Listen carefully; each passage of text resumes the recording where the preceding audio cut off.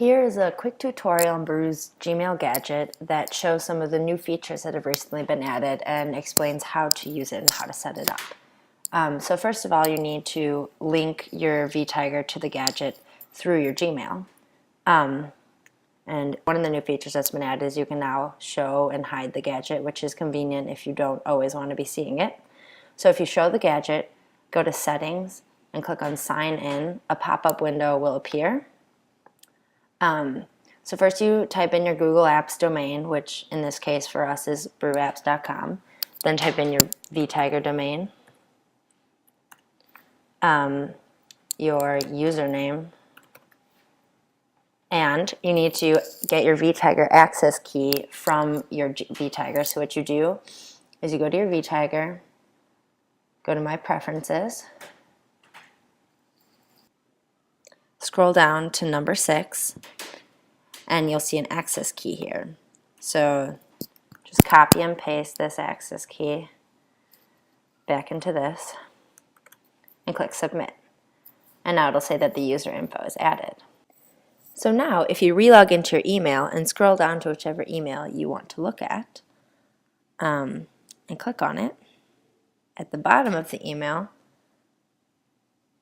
the Gmail gadget will have linked.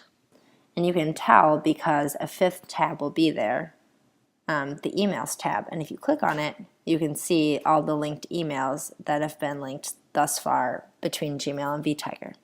If you want to link this particular email, you can go to the Link Email tab, click Link this email to contacts, and it will confirm that your ad has been successful. One of the new modifications that Boru just added is a new feature where you can edit contact information in vTiger directly from the Gmail interface. So if you go to the Match tab, you will see all the contact information that vTiger has on this particular person. So you can go in and edit it, change whatever you want to. Maybe add a new phone number or an email, and then hit update. And so it says that it was successful. So you can take this contact number, copy it, and now if we go back in vTiger, go to the Contacts tab, look for the contact ID, and search for that particular contact ID, that contact will come up. And we can see the modifications that we made with the new phone number and the new website and the name change. You can also see the email that we had actually linked to this contact information page if you scroll down to the email section, and here it is right here. And obviously you can make changes from vTiger and it will link itself back to Gmail, as that was the original model of the Gmail gadget.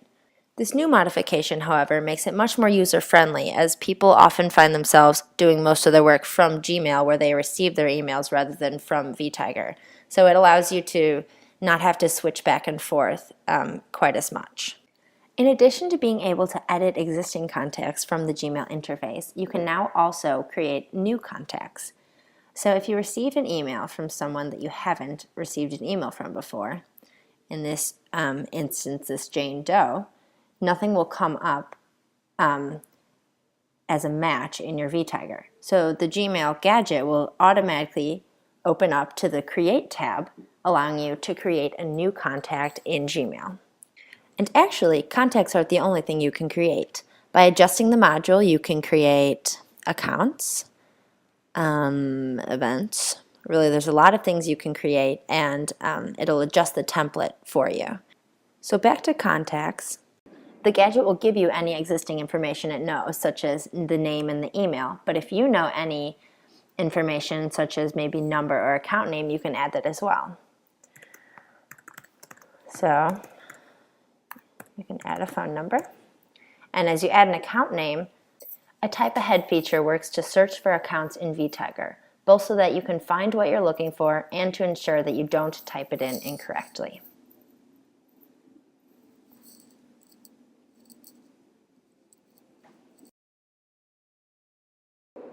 So now you can add it. and it'll tell you that it's been added successfully. And if you now refresh this,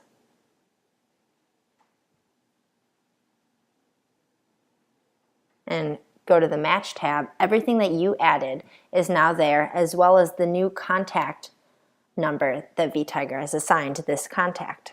So if you, again, copy it and go back to vTiger and check this contact, you will find it there, linked to the organization that you selected. And again, you can make any necessary changes either from vTiger or from the gadget. Another modification is the new Pending Activities tab, which appears when and if you have scheduled calls. To demonstrate this, you can either add an event in the gadget or in vTiger, which since we're in vTiger we can do right here in Quick Call History. So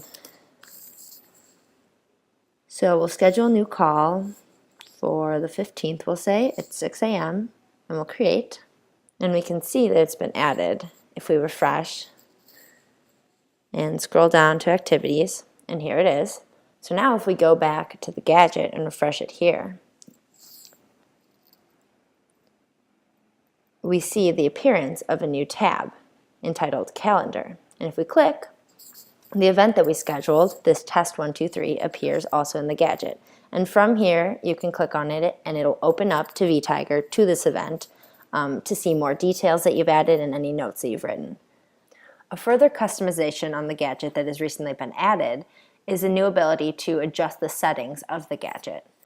So if you go to Settings and click Configure Contacts and then open up the pop-up window, you'll be presented with a lot of different field options for your Contacts tab. So just to choose a couple randomly, I'm going to choose Portal User and Other City. Now I'm going to save and close. And before I refresh, you can see that my contacts page is pretty standard, has basically what you would assume vTiger would have without any changes being made.